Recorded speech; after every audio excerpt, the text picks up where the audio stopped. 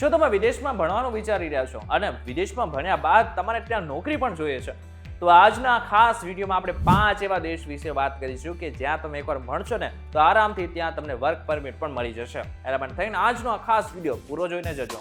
Hello, ladies and gentlemen. This is your captain speaking. We'll be landing in the airport in just a few minutes. What's up guys, welcome to Way to Visit. My name is Karan Chavda. સૌથી પહેલા દેશની વાત કરીએ એ છે Singapore.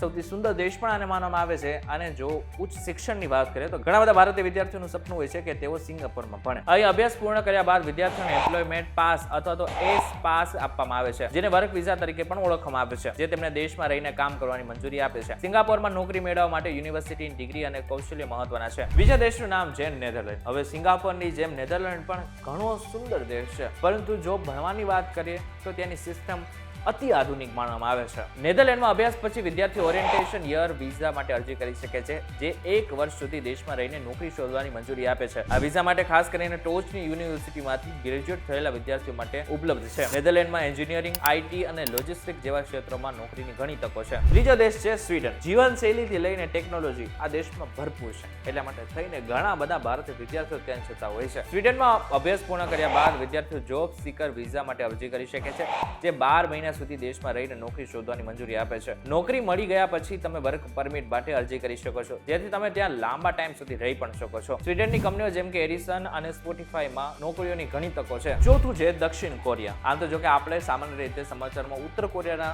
સમાચાર વધારે સાંભળતા હોય છે, પરંતુ દક્ષિણ કોરિયા પણ એક એવો દેશ છે કે જ્યાં તમે ભણ્યા બાદ આરામથી નોકરી મેળવી શકો છો. અભ્યાસ પછી વિદ્યાર્થીઓ D10 જોબ સીકર વિઝા માટે અરજી કરી શકે છે, જે 6 મહિનાથી 2 વર્ષ સુધી નોકરી શોધવાની મંજૂરી આપે છે. દક્ષિણ કોરિયામાં સેમસંગ, LG અને હિન્ડાઈ જેવી વિશ્વ કક્ષાની કંપનીઓ છે, જે એન્જિનિયરિંગ, આઈટી અને ડિઝાઇન ક્ષેત્રે નોકરીની તક આપે છે. કોરિયન ભાષાનું જ્ઞાન નોકરી મેળવવામાં મદદરૂપ થાય છે, પરંતુ ઘણી આંતરરાષ્ટ્રીય કંપનીઓમાં અંગ્રેજી પણ ચાલે છે. પાંચમો અને છેલ્લો દેશ છે આયર્લેન્ડ. આયર્લેન્ડમાં અભ્યાસ પછી વિદ્યાર્થીઓને 3rd લેવલ ગ્રેજ્યુએટ પ્રોગ્રામ હેઠળ 2 વર્ષ સુધી રહેવા અને કામ કરવાની મંજૂરી મળે છે.